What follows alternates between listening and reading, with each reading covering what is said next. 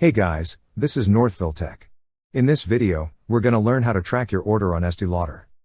If you don't have a Estee Lauder account, we will put a link in the description below for you to sign up.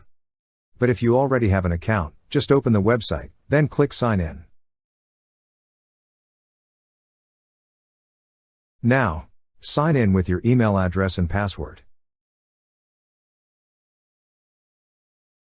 Once you're signed in, scroll down to the bottom. At the bottom, you will see an option for Track My Order. Click on Track My Order. Now on the field provided, enter the order number. After entering, click on the Submit button. That's how you track your order on Estee Lauder. Thank you so much guys for watching, and if you have not yet subscribed to our YouTube channel, please subscribe to our YouTube channel as we create tech videos almost every day.